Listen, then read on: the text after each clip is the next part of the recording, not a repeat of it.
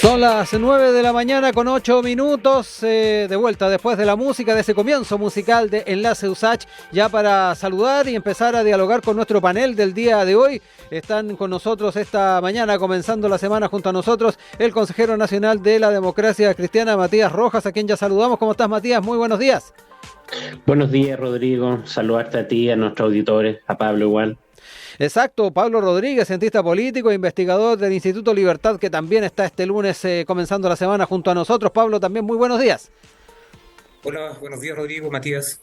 Gracias por la invitación. Gracias a ustedes por estar este día lunes con nosotros y empezar a hablar un poquito de estos temas que obviamente van a estar marcando esta semana. Y quiero partir con nuestro tema del día, como es tradicional, siempre le preguntamos a nuestros panelistas sobre estos temas y en particular estamos invitando a nuestra audiencia a saber cómo votarían hoy si es que el plebiscito de salida fuera efectivamente este domingo o en los próximos días. Sin embargo, ahí para verlo un poquito más desde el análisis con ustedes, tal vez no centrarnos por qué votarían, eso ya forma parte del fuero más íntimo de cada cual, pero un poco referirnos a lo que han estado leyendo las encuestas en los últimos días respecto a la posibilidad de un rechazo. La CADEM fue la última que dio cuenta entonces de esa inclinación, que al menos da cuenta la opinión pública, da un 24% al apruebo y un 56% al rechazo. Pero me quiero quedar con ustedes para ir analizando también no solamente los números que se están dando a conocer en las encuestas, sino que además el ambiente, el grado de conocimiento respecto al proceso, porque no sé si hay tanto conocimiento de lo que se está conversando en el marco del Consejo. Parto contigo, Matías. Muchas gracias, Rodrigo. Mira, yo creo varias cosas. Yo creo que lo primero es que este proceso partió con una dificultad, que es que carga. Matías, sí, parece que perdimos ahí. Matías, te doy la palabra, Pablo, para entrar también en ese tema, que es el que está comentando también nuestra audiencia hoy día. Sí, bueno, lo que las encuestas han ido reflejando son justamente esa distancia entre la ciudadanía y el proceso. Hay un desencanto, a lo mejor más que desencanto, desinterés, yo creo que lo definiría de esa forma, en el cual la ciudadanía no tiene mucho conocimiento de lo que está ocurriendo al interior del proceso y se está quedando con las cosas generales o lo que sale en prensa. Es Uh-huh. decir, las acciones de republicanos, lo que dice el oficialismo, lo que hace o no hace Chile Vamos, pero en cuanto a los contenidos Sí. más en específico, como que uno nota una ausencia de interés por varias razones. Este proceso también ha sido largo, digamos, un proceso fracasado, el anterior, no sabemos cómo va a terminar, pero obviamente hay una distancia entre lo que la gente está pensando y viendo del proceso, pero como señalo, no es particularmente respecto a los contenidos, porque Sí, los contenidos creo que no son tan visibles claro. como fueron en la vez pasada. Un poco Todavía, condicionado a los medios de prensa entonces, Pablo. sí, obviamente, medios de prensa, sobre todo redes Mm, sociales, donde los mensajes más simples son los que llegan con mucha más fuerza a las personas. Y en ese contexto es difícil pensar en que esto pueda ser revertido en el corto tiempo. mm. O sea, estamos viendo una tendencia distinta a la que vimos en el proceso anterior, donde el proceso anterior prácticamente más de la mitad del periodo tuvo una aprobación más alta que el rechazo. Eso fue en el periodo del 2021-2022. Claro, Pero en este proceso ya empezamos sí. en la etapa intermedia con un porcentaje de población más alta que está en contra de la que está a favor, y eso uno ve difícil que se pueda revertir en prácticamente quedan 3 meses, un poco Mm. más de trabajo de todo lo que está ocurriendo ahí, y ve difícil justamente revertir esa tendencia. Sí. Matías, ahí recuperamos ya el audio contigo. Te doy la palabra nuevamente para que también conozcamos un poquito cómo has estado siguiendo este tema. Si compartes también parte de lo que ha dicho Pablo, mucho está determinado también por lo que las personas ven en redes, lo que pueden ver también efectivamente en medios de comunicación. Ahí te dejo la palabra. Sí, mil disculpas. Muchas gracias, Rodrigo. No, mira, yo lo que quería comentar es que, en primer lugar, este proceso parte con un hastío ciudadano Mm. respecto al proceso constituyente. Ya, yo creo que en eso tampoco colaboró cómo se planteó en términos comunicacionales el diseño del proceso y en particular del órgano de la comisión experta. O sea, aquí transversalmente hubo una molestia respecto a que el órgano que redactó el anteproyecto fue un órgano cueteado, cooptado por los partidos políticos y por lo tanto el proceso partió mal con ese Mm. estigma.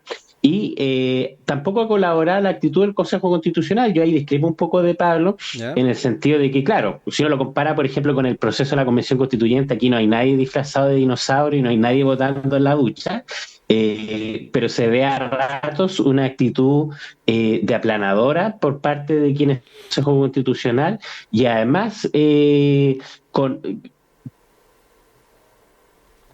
Ahí se nos fue de nuevo la señal con Matías. Matías, ¿me escuchas? No, no tenemos todavía la comunicación con Matías. Vamos a tratar de recuperar entonces ese enlace con él para poder también seguir comentando entonces los temas del día de hoy.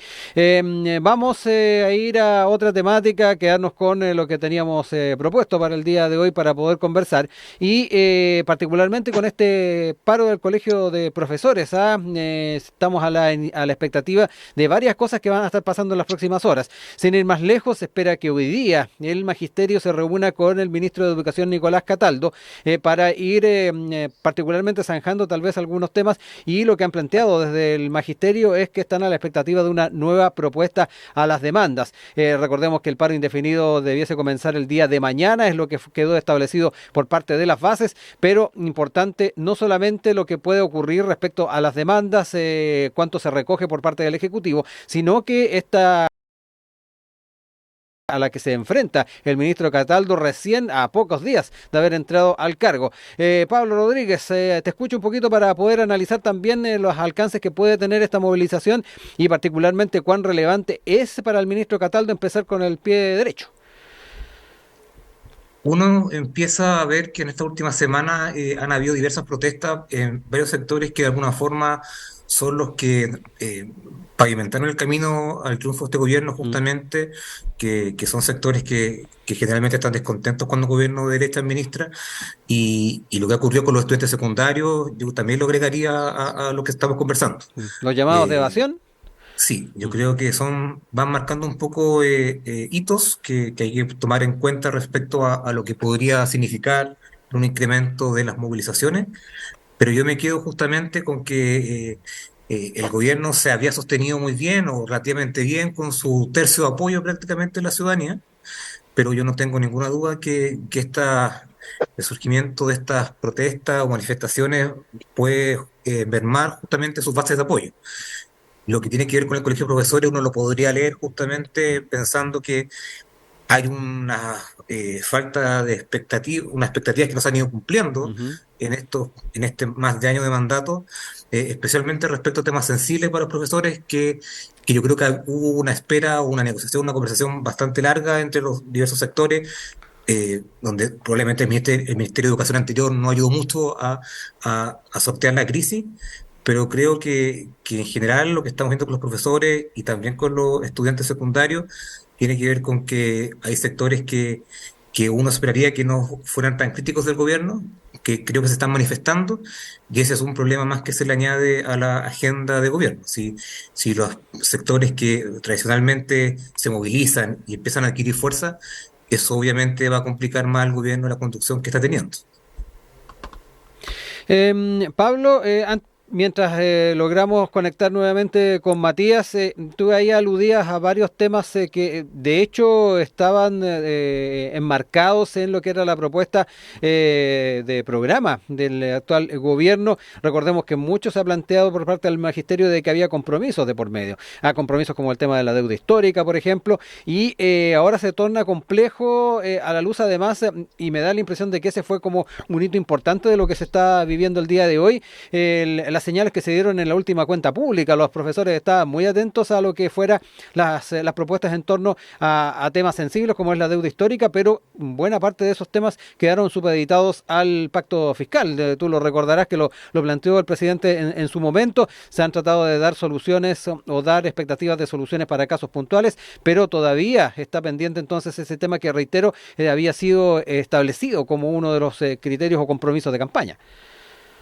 Sí, el gobierno efectivamente en su cuenta pública de junio hizo una serie de compromisos que estaban asociados a una eventual aprobación de una reforma tributaria, y que justamente los recursos que se generaran ahí podrían ir a costear las promesas del gobierno durante su campaña o en su programa, y que, claro, son recursos cuantiosos. O sea, no estamos hablando de poca plata, sino que estamos hablando de dinero significativo en amplias áreas. Sí. Tienen que ver con el CAE, por ejemplo, que es otra de las demandas que está ahí pendiente por parte del gobierno, y también con la deuda histórica, entonces, y varias más. O sea, yo creo que no fue del todo responsable el llamado que hizo el presidente en ese momento, pensando que justamente la reforma tributaria no depende de lo que él puede hacer, más bien depende mucho del diálogo que haya entre gobierno y oposición. Mm. Y creo que ahí hay un tema en el cual el gobierno, de alguna forma, no planteó bien el tema. O sea, uno entiende que durante las administraciones se van priorizando temas, uno entiende que hay contingencia y que hay ciertas áreas que se privilegian en desmedro de otras, porque así es como se gobierna. Pero el gobierno no solamente hizo esos dos anuncios respecto al CAE o profesores, sino que hay una larga lista de temas que asoció a una eventual reforma Sí. tributaria, y ese tema está difícil de manejar porque justamente no tiene la capacidad política hoy día para llevarla adelante. Entonces, Mm. hay un tema ahí de cómo el gobierno comunica lo que pretende hacer y cómo eso es recibido por los diferentes grupos de la población que están expectantes a esa reforma o Sí. esos cambios o a estas promesas que el gobierno hizo en su momento, pero que uno ve que es difícil que justamente se cumpla, principalmente por un tema de recursos, Mm. porque el gobierno, a lo mejor, si tuviera recursos, podría avanzar de todas formas en sus líneas, y más allá de que uno considere que son buenas o malas, si tuviera la plata podría llevarlas a cabo. Pero hoy día Mm. está el problema que la falta de conducción política se le añade también la estrechez económica que tiene el Estado para justamente Sí. hacerse cargo de esa reforma.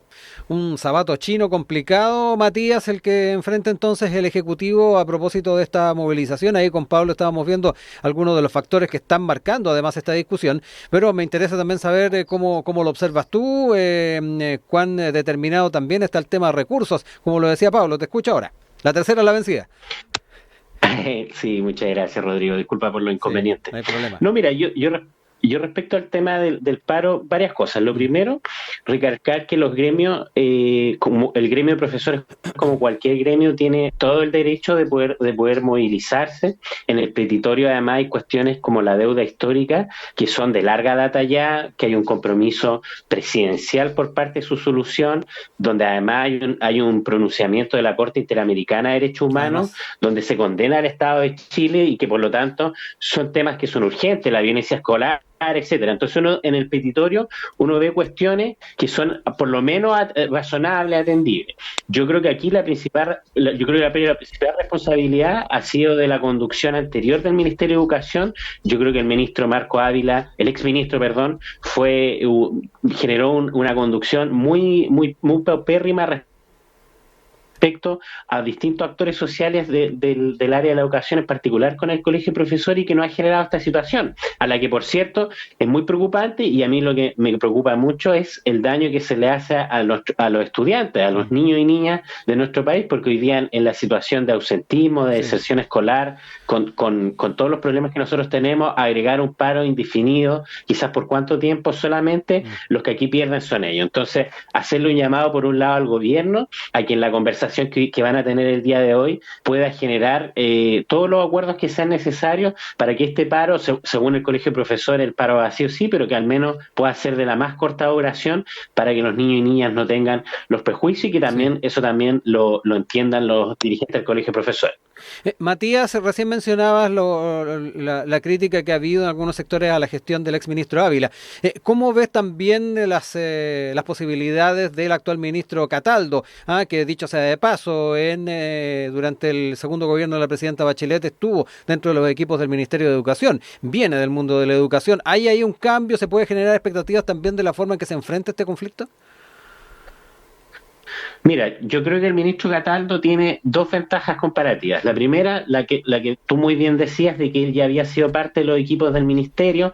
Él además fue dirigente estudiantil, fue asesor legislativo en el área de educación, por lo tanto, tiene la experiencia y conoce a los actores. Y lo segundo, que es un ministro, a pesar de las diferencias políticas que yo tengo con él, que tiene una muñeca política mucho mejor que la que tenía el exministro. Ya es un actor que es reconocido, por ejemplo, su paso en la Subdere, que fue transversal, tenía buena relación con alcaldes de derechas. Usted recordará Sí, el con episodio la ahí con la ministra Matei. alcaldesa Providencia, y exactamente, con la alcaldesa Matei.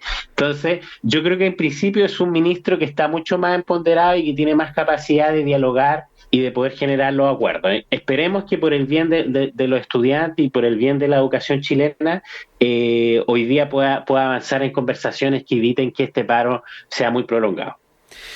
Pablo, te dejo también la opción de poder comentar un poquito más en detalle las posibilidades del propio ministro Cataldo. Ahí Matías daba cuenta de algunos elementos a favor que tiene a propósito del mundo del que viene, pero además el grado de conocimiento que tiene del ministerio, pero obviamente tal, y además del mundo del magisterio.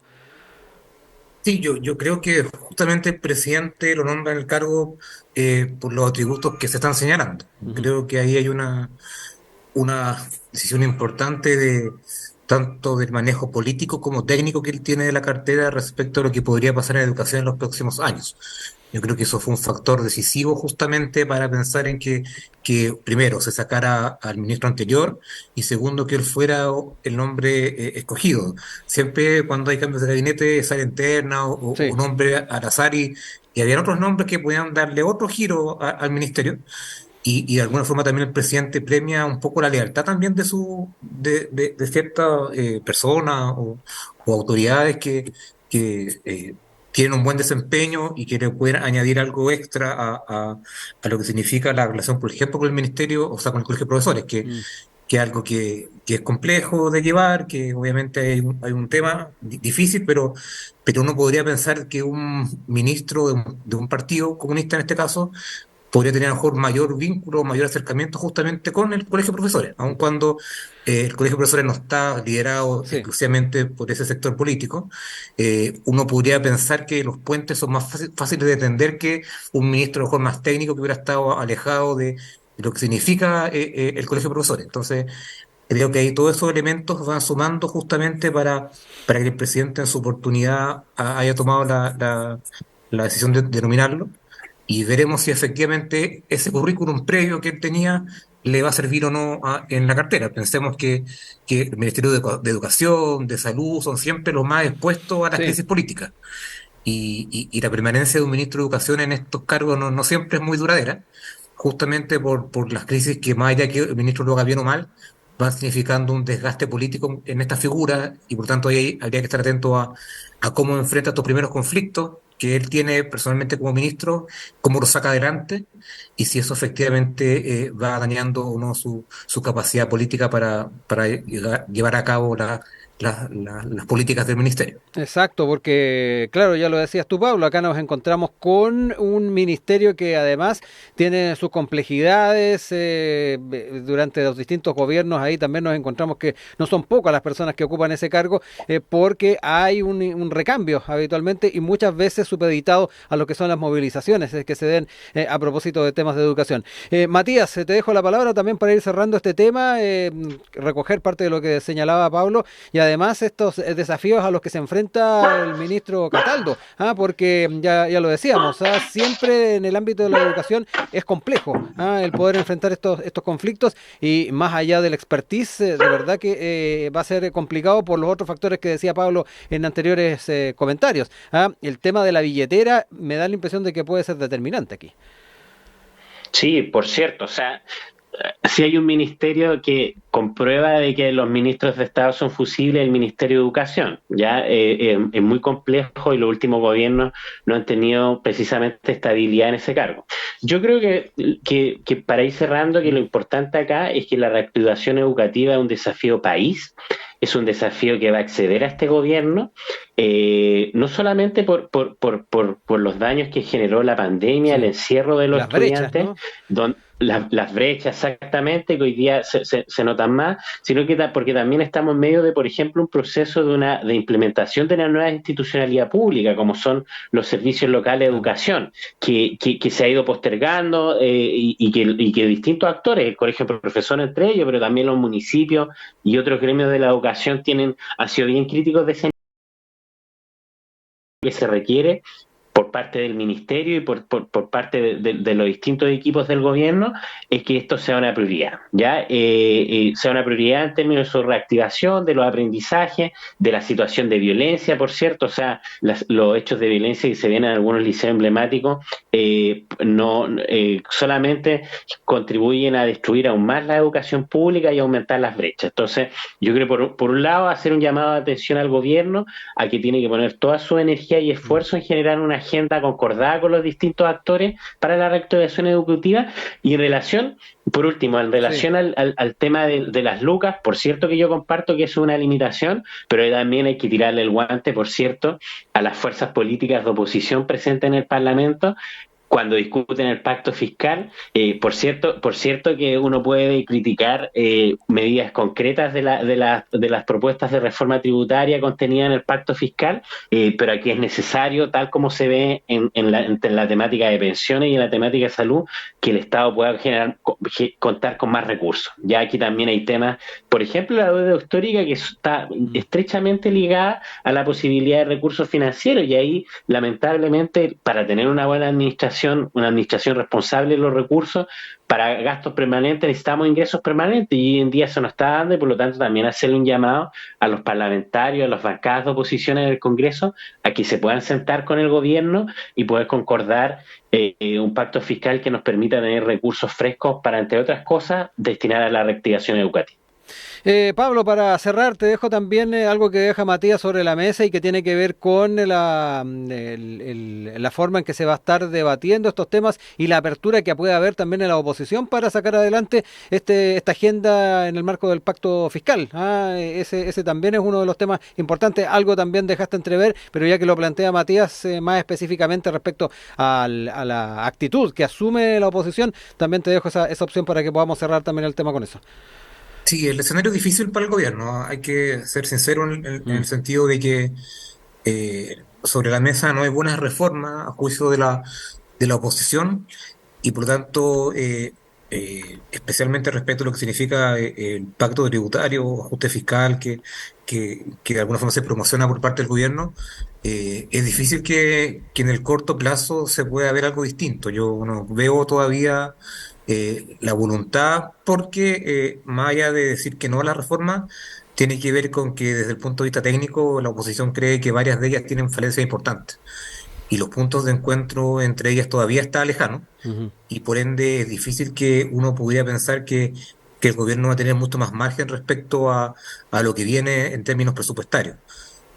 Ahora se inicia otra discusión, que también es presupuestaria, que es la ley de presupuesto. En un par Claro. de meses más vamos a estar discutiendo el presupuesto para el próximo año, donde ahí probablemente pudiera tener algún margen distinto el gobierno para hacer algunas mejoras, pero lo concreto es que no tiene los recursos para llevar a cabo su reforma. Y si no hay un acuerdo significativo, grande, entre gobierno y oposición, donde efectivamente la oposición sienta que las reformas son buenas para el país, es difícil que pueda tener esa capacidad para generar y administrar los recursos que pretende para las reformas. Hay un tema relevante también que va a tener que ver con las fundaciones y todo ese tema que ha salido respecto al manejo de las platas desde los gobiernos regionales y desde el gobierno central, respecto al uso de los recursos, que también va a hacer daño desde el punto de vista de lo que significa la discusión presupuestaria y lo que significa darle cierta capacidad al gobierno para manejar recursos.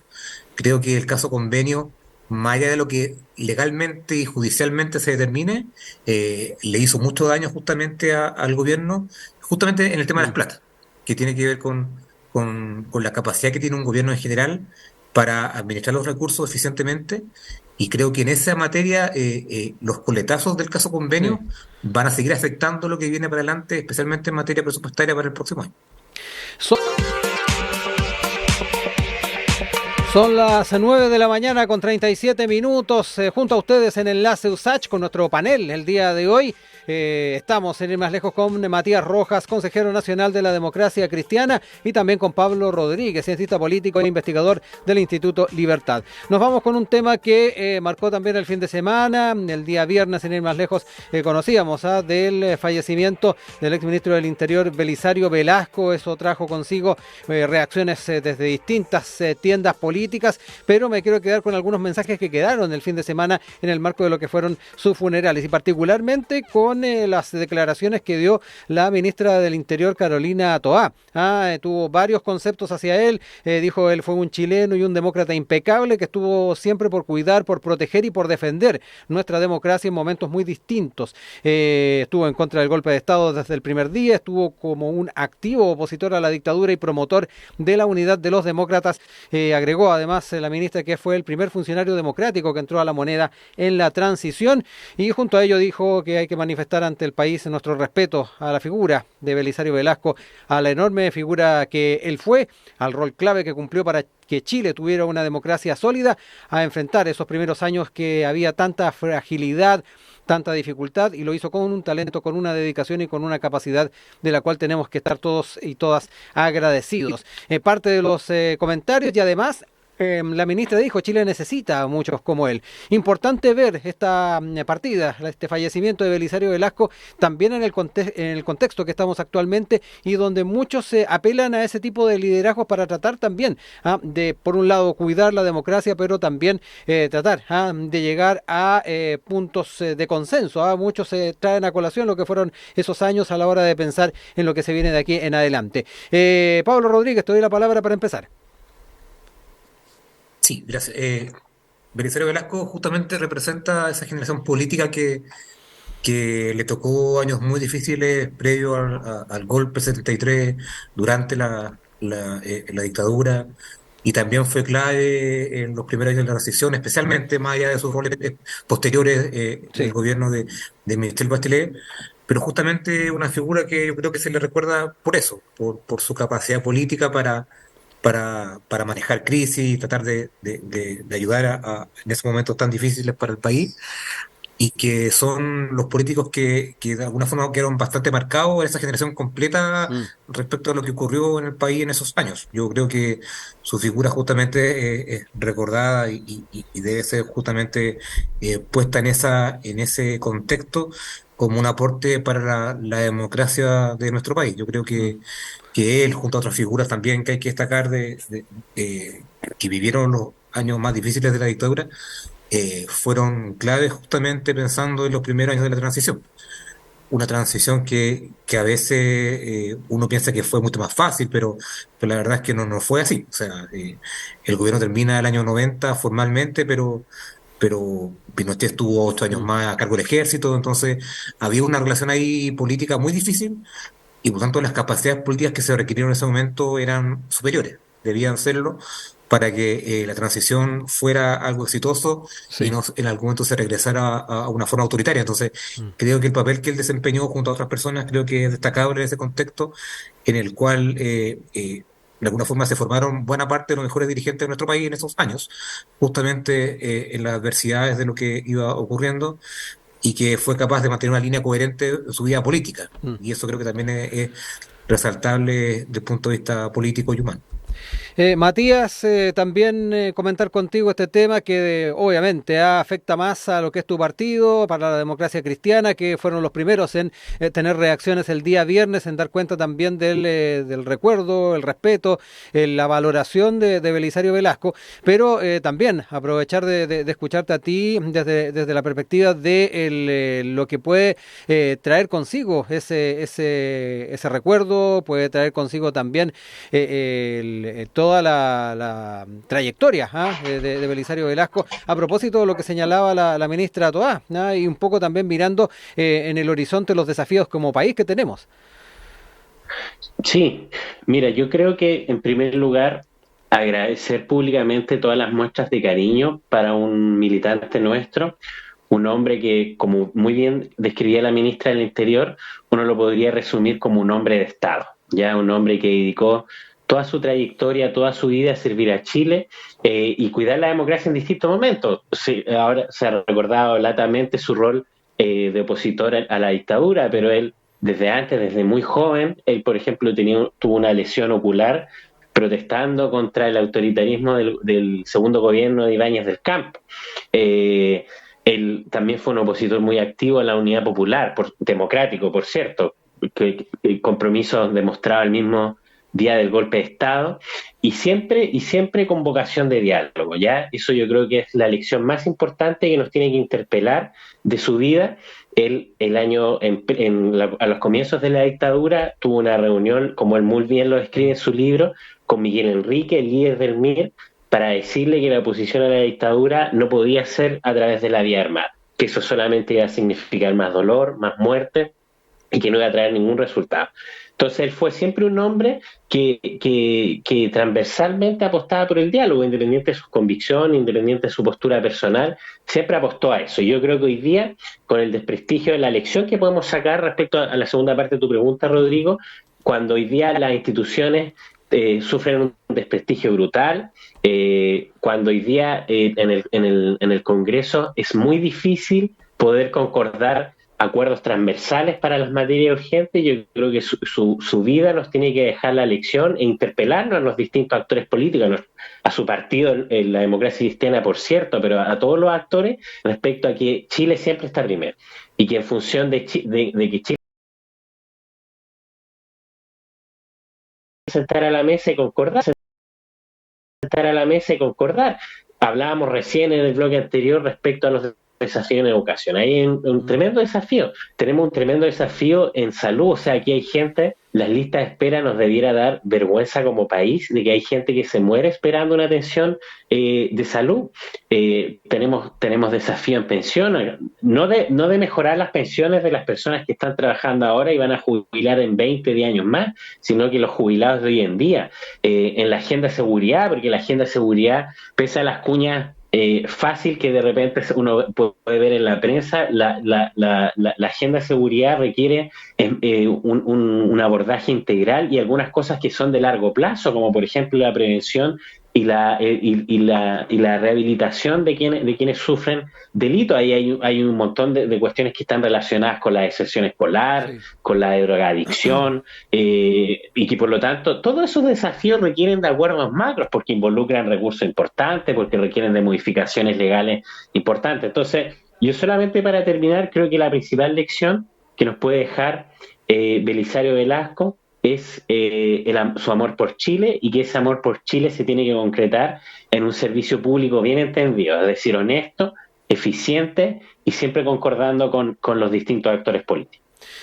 Pablo, tomando parte de lo dicho por Matías, ahí relevaba también estos atributos que en particular planteaba como importantes de proyectar a los escenarios que vivimos actualmente. ¿Cómo ves también el tema de poder ir renovando tal vez el espíritu de la discusión política a la luz de estos ejemplos? Tampoco hay que decir también que hay quienes ven con distancia esta política de los acuerdos de los 90. Tenemos de todo en cuanto a las visiones que hay respecto a cómo se debe seguir avanzando en la agenda país, pero importante a la luz de lo que planteaba Matías, cómo lo observas tú, y a la luz de lo que en los últimos años también hemos podido observar y hemos podido vivir en el debate político. Sí, dos cosas quiero señalar. La primera es justamente que lo que significa la valoración de la política de los acuerdos es algo que hoy día creo que es necesario porque de alguna forma ha sido dañada en su imagen en cuanto a lo que significa la política de los acuerdos. Creo que lamentablemente se ha asociado acuerdos a cocina, por ejemplo, que fue una cuña que lamentablemente se instaló en la opinión pública hace un par de años, en los cuales pareciera que toda conversación entre oficialismo y oposición, sea de carácter público o más reservada, siempre significa algo que está mal hecho o que tiene consecuencias negativas. Y eso creo que se ha ido instalando y está instalado lamentablemente hace bastante tiempo, y creo que poco ayuda justamente a favorecer el diálogo, sino que todo lo contrario. Hay una visión muy negativa de lo que significa sentarse a conversar con otros actores políticos, que eso obviamente tiene repercusiones sobre lo que ocurre en el país. Si el diálogo, la capacidad de conversar, de llegar a acuerdos, de alguna forma está un poco desprestigiado, bastante desprestigiado, es difícil que puedan avanzar grandes reformas, por ejemplo, para el país. Entonces, creo que hay un punto importante que tiene que ver justamente con eso, con rescatar lo que significan los acuerdos para el país. Matías, sí, ¿querías terminar algo? Sí, Pablo. No, termina. Ya. Matías.